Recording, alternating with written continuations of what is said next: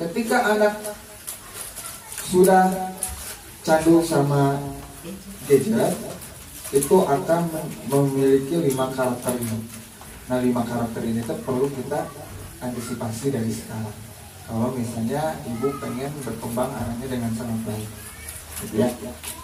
5 karakter ini kalau disimpulkan adalah karakternya namanya BLAS, B-L-A-S-T.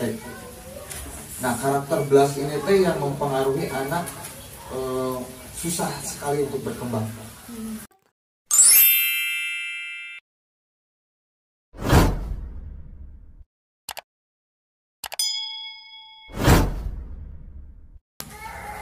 Nah, kalau udah kayak gini gimana? Mau dibiarin aja? Atau gimana tuh? Sebetulnya mah ibu udah tahu caranya, cuman bahasannya teh naon sih eta teh gitu ya. Terus emang kitanya gak niat aja. Yang pertama yang harus kita lakukan adalah kita harus membatasi anak main gadget. Pagi misalnya 20 menit, siang 20 menit, sore 20 menit, malam 20 menit. Anak gak akan penasaran. Ya, kalau kita kasih, anak gak akan penasaran. Tapi kalau kita larang-larang, anak pasti penasaran. Gitu ya. Soalnya apa yang dilarang itu yang ingin dilakukan sama anak. Ya, anak-anak gak apa-apa main HP, udah zamannya. Tapi tetap diawasi. Ibu harus tahu anak nonton apa, main apa, itu kan tetap harus diawasi. Udah 20 menit ambil aja. Kalau nangis juga gitu gimana? Normal nangis. Bahkan profesor yang di Eropa dia berkata kalau ketika kita menangis 60% energi negatifnya itu keluar. Jadi ya udah, kalau misalnya nangis ya nggak apa-apa, biarin aja, paling cuma 30 menit ya. Tapi nangis itu ada 3 tipe, ada yang teriak doang, ada yang ngelukain diri sendiri, ada yang lempar-lempar barang. Kalau yang sambil ngamuk-ngamuk lempar-lempar barang, ibu harus peluk dari belakang, gitu ya. Nah, kalau ibu malu sama tetangga, ya kambing hitamin aja, saya nggak apa-apa, saya di terapi gitu. Terus yang kedua, ibunya harus bahagia, harus happy ibunya. Karena anak-anak itu nggak bisa dideketin dalam keadaan sedih. Anak-anak itu nggak bisa dideketin dalam keadaan sedih. Ya, ibu guru juga sama, banyak masalah kok. Ya, banyak pikiran. Ibu guru juga manusia ya. Ibu guru juga banyak masalah, banyak pikiran. Tapi ketika ketemu anak ibu bisa balik gitu ya. Udah kan? Pasti senyum kan? Anak-anak. Padahal dia pura-pura bahagia. Tepuk tangan lah buat ibu guru. Coba ibu di rumah seperti itu. Ibu tidak menunjukkan kesedihan ibu. Ibu tidak menunjukkan kecemasan ibu, kekhawatiran ibu. Jamin 1 minggu juga anak udah pintar banget. Udah pintar banget. Asal ibunya happy. Kalau ibu terlalu sibuk dengan pekerjaan rumah, ya udah gitu-gitu aja perkembangan anaknya. Ibu matinya bangun tidur bisa kumbang wadah, bisa terus ngepel, terus masak. Nanti ibu nyuci, ngopoe, nganterin 24 jam gitu, tanpa piknik ya. Itu udah hormonnya udah berkurang, si hormon endorfinnya udah berkurang. Nah itu kan nggak bisa kita mendekati anak. Makanya 1 aja di rumah pusing ya bu ya. Apalagi 2, apalagi di sekolah 30. Jadi kita harus punya standar bahagianya kita sendiri. Terus yang terakhir, bangun attachment. Bangun attachment. Attachment itu kelekatan antara orang tua dan anak. Caranya ada 2. Membangun kelekatan itu adalah dengan komunikasi yang baik dan sensori.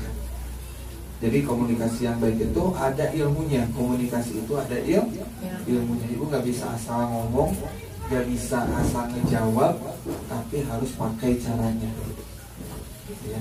Caranya gimana? Komunikasi yang baik itu harus memposisikan tubuh kita dengan tubuh anak. Anak ukurnya segini, berarti kita nggak boleh melebihin. Terus dilihatin matanya, dilihat kontak matanya. Biar apa? Biar anak terlatih untuk fokus. ya. Makanya di sekolah ibu guru biasa nama ngomong 2 jam lah muda, tapi budaknya hari-hari wae. Itu karena di rumahnya tidak terbiasa fokus. Fokus itu harus seperti itu. Harus dilihatin matanya, didengerin, gak usah itu jadi pendengar yang baik. Ya.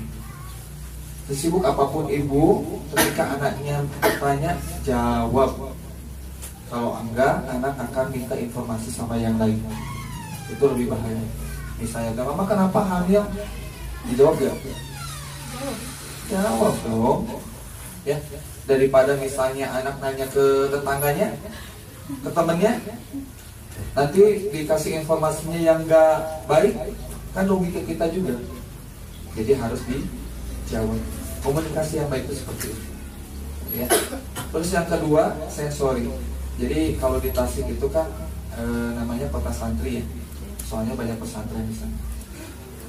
Saya pernah ke salah satu pesantren, ke guru saya lah ya. Saya ngobrol, terus Pak Kiainya kedatangan cucu. Abah, assalamualaikum. Usianya 5 tahun bu. Waalaikumsalam. Si abahnya ya datang. Sini nak. Pas datang, anaknya kan salim ya, biasa. Tapi yang saya kaget dicium balik bu. Si tangannya itu dicium balik. Si tangan ponakan cucunya itu dicium balik terus dipeluk. Diusap-usap pundaknya, terus diusap-usap kepalanya, dicium keningnya, duduk. Nurut bu. Sore ini pantesannya ada istilah kalau kata Sayyidina Ali bin Abi Thalib, perampokan anak usia 0 sampai 7 tahun itu sebagian aja. Oh gitu, boleh sebagian aja.